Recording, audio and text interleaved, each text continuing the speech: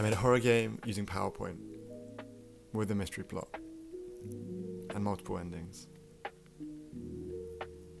I don't know why either. It's pretty well known that you can use PowerPoint to make games now, but I've never seen one with a proper horror or story focus. When you think of a PowerPoint game, you're probably thinking of a quiz where you maybe can interact with the answers, but you can do a lot more than that. So, I thought I'd pour 50 hours into making 500 slides of a horror story game. I'm definitely not doing this because I don't want to use a proper game engine. Before I get into the story and horror elements of the game, I'm going to do a quick lightning round on the features of PowerPoint that make this possible, just in case anyone wants to try it themselves. Then I'm going to go through the different horror elements that I could and couldn't include, explain how I implemented them, and then I'll run through the story and the endings, and hopefully answer the all-important question: can a PowerPoint game be genuinely scary and engaging? And also, what's ending number 0? Alright, lightning round. This little action tab is going to be our best friend with this. It makes it so the mouse can interact with objects both by clicking or just hovering over them. This means you can make a little maze like this, where touching the sides leads you to a game over screen. But you can also be super creative with keys, maps, notes, codes. We'll talk about that more later. Once we think about animating the objects themselves, especially with custom paths, and also automatic time transitions for adding time pressure, but also cool effects like this, we can come up with basically infinite possibilities for level design. Yeah, that's right, I'm not even going to try and do any 3D effects. That's genuinely ridiculous for my standards. Another cool thing you can do with actions is play sounds. You can do this normally in PowerPoint, but by using actions we can easily make different objects make different sounds. I use free sound effects downloads online for this part, but try not to rely on sound too heavily because it's not really my own work. The icons tab is also pretty useful for getting sprites for the game, but yeah, that's just me being lazy and a bad artist. And that's basically everything you need.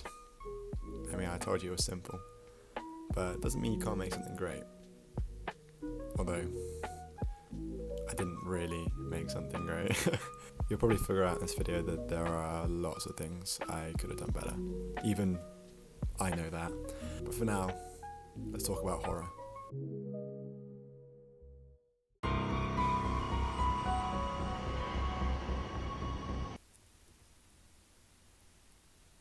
Terrifying, I know. But what really makes something scary? What are the pillars of horror? If you search the internet, you'll get 100 different lists talking about books, films, games, shows, etc. They might mention violence, the unknown, the familiar made strange, tapping into fears, claustrophobia, paranoia, etc., etc. But PowerPoint is pretty limiting for most of those. Sure, if I was a talented artist, I'd have a lot more options, like this video, but I don't. So here are my PowerPoint pillars of horror: verisimilitude and flipping the script, safe room theory, sound, and mystery. I threw some big words and phrases at you there, but let's go through them. Verisimilitude is the appearance of being true or real. I still don't know if I'm pronouncing that right, but in our context it means things need to make sense. We need rules. You touch a wall, game over. You press retry, try again. You go through a door, next level.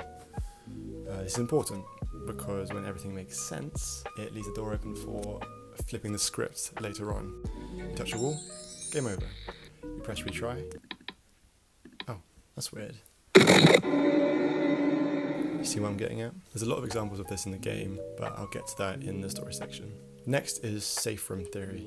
In my opinion, this is the most important thing for a horror game to be good, at least a horror game like this. Essentially, it's those little parts of a horror game where you know you're safe, and the fear and adrenaline become relief and dopamine. It scratches an itch for a horror game player. You need a place where you're desperate to get to, where you really think you can get away. The last 2 points are pretty obvious. You can use sound for jump scares, and also for that slow, tense sort of fear. You can really make the player scare themselves if it's done well, but unfortunately, that's pretty hard to do within the constraints of PowerPoint, in terms of the fact that you can only really make a sound play indefinitely or over a certain number of slides, if that makes sense. But I did give it a go in places. Finally, mystery. There's a mystery. We'll talk about that later. Now, with all that said, I'm going to go through the first part of the game, and then we'll get on to the different endings.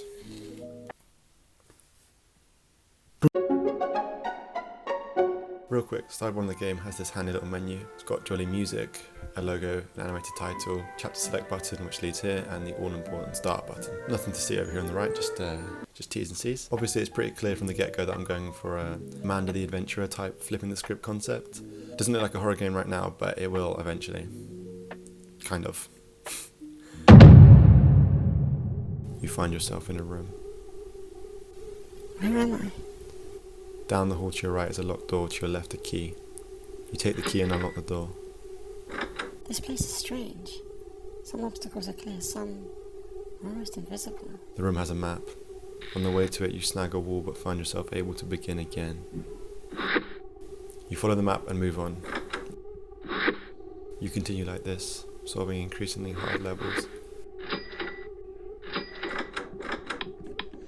3 times you see a man in a room, but each time he disappears. Once you find a note with a warning on. You put me here, and you'll never let me go.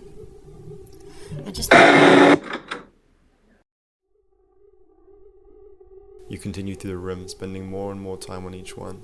Now, if you fail, you lose a lot of progress. The stakes are 10 times higher. In the 8th room, while searching for another code, you find this. I don't know if there's a way out of it, but I figured out one thing.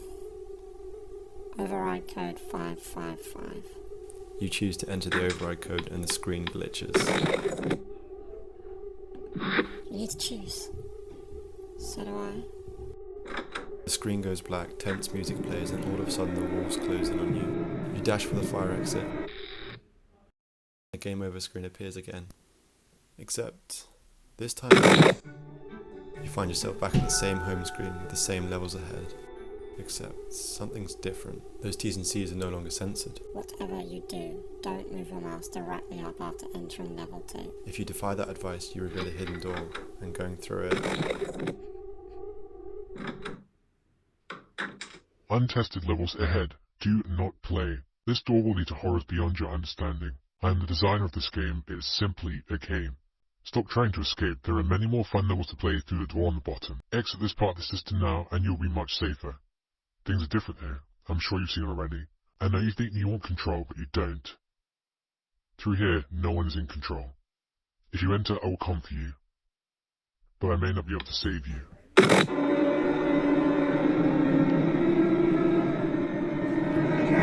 Alright, let's take a moment.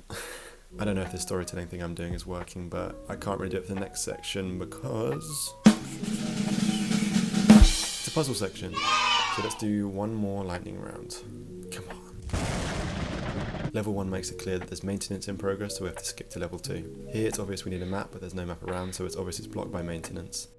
Quitting back to the main menu, we see a maintenance button which leads us to this security office. There's a clipping for a missing kitten here. Going through the surveillance cameras, we see a map in one of the rooms.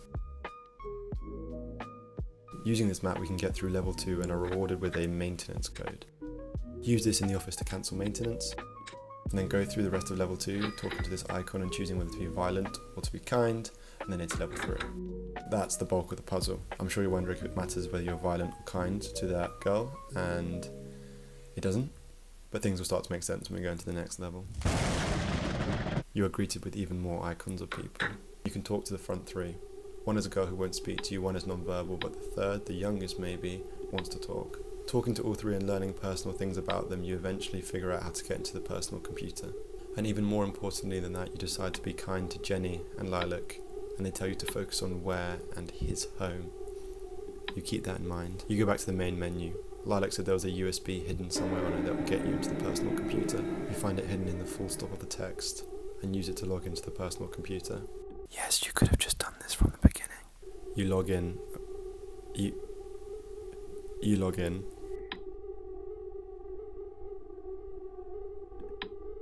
Now this is where the mystery becomes less of a mystery. The reason, the details, and the children. Looking at the file descriptions, you see that the details needs a file key, which will be Lilac's number. The children is a large file spanning many years, and the reason is a small, unlocked file. Opening the reason, you see this short message. Because I felt like it. And I knew I could get away with it. Sidebar. This is an example of how mystery can really lend itself to a horror game, or at least it would be if this was a better example. It's reminiscent of that famous line from The Strangers.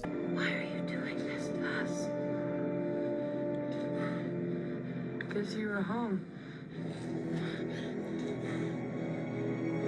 And more generally an homage to Darkwood, which is a game we'll talk about more later, but within the constraints of PowerPoint, it's more like a nice idea than a well-executed story beat. Looking in the children, this mystery builds as you search through 16 files on different children.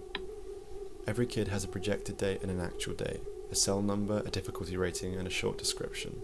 They start to tell a story as you read. The first two kids, Thomas and Samuel, are rated 1 on the difficulty, and have less than a day between their actual date and projected date. Then Lucy comes in, and you see she has a 3 for constant struggling. It's clear what's happening. Looking through the files, you realise you're observing a meticulous string of kidnappings by the owner of this computer. You see them buy new vehicles and dispose of old ones. You see them rate kids on how well behaved they are and dispose of the ones that aren't, some with newspaper clippings, some without. Then you see Jeremy Wyatt, difficulty 1, followed by Millie Wyatt, difficulty 5. Her notes say that she tracked the kidnapper down, and so they had to move locations. She was disposed of. Apart from the obvious tragedy, this also sounds familiar. You think back to good old Lilac and remember her emphasis on where, and think that noting down some coordinates might be important here. Hint, hint. Lilac's cell number is found in her file number 13, and you use this to log into the details section of the main menu. From there, you're presented with either who or where. You could go who, no doubt there'd be a path there, but where seems right. You click where, and out of the 3 options on the next slide, you remember the coordinates written in Millie Wyatt's file.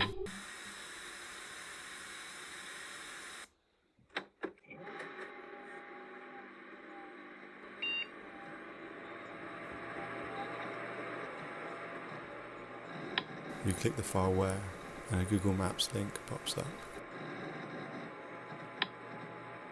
Hesitantly you hit print, and the coordinates along with the pinned map begin to print.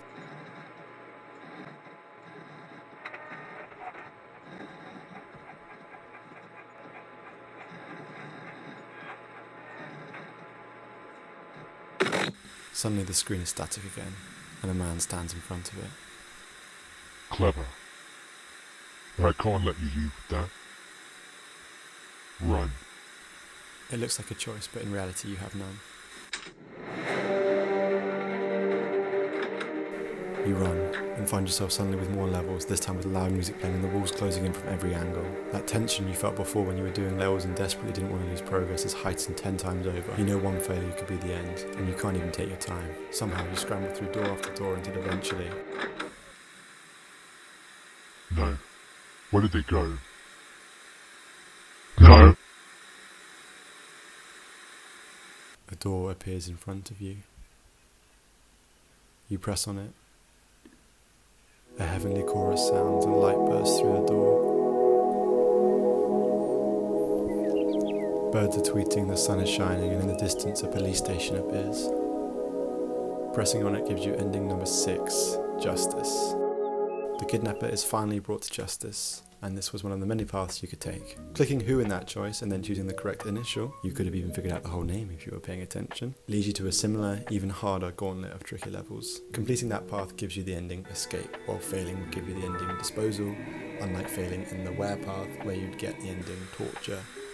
Much worse. This section is another way to flip the script. Instead of giving you infinite time on very meticulous levels, this section gives you limited time on fairly simple levels. For a player used to be able to take their time and try again whenever, the feeling of playing this section might resemble fear, especially after spending so much time uncovering the mystery. Justice is the true ending, in my opinion, but also, in my head, all those kids from their kidnappings are disposed of.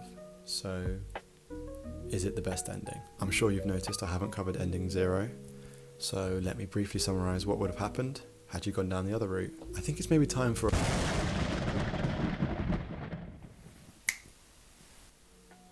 Wow, I've just realised this video is way too long and there is definitely no one watching by now, unless it's Sam. I reckon Sam's watching. So I thought I'm just going to freestyle this last section. Ready? I'm just going to freestyle it. So.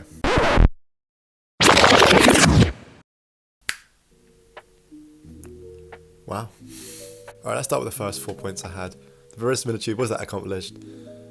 No. The concept is there. And it's got something like you think you're in a fun little kids game, but it's actually, it's scary. It can be done for sure. There's someone who could do this so much better than me. I don't think I accomplished it in this game. Maybe towards the end on the second path, which I'm actually not gonna do a lightning round of. So if anyone wants to see that, I'll make a separate video. Then safe room theory.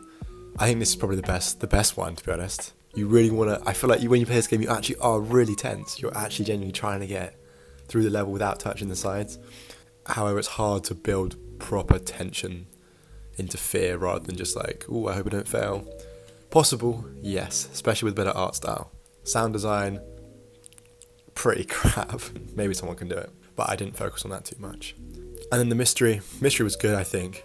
I don't know if you even got the mystery from the video, but it could be all in the digital world. That's how you can get into his computer. You're sort of trapped in your body, in the screen, but not physically anyway different.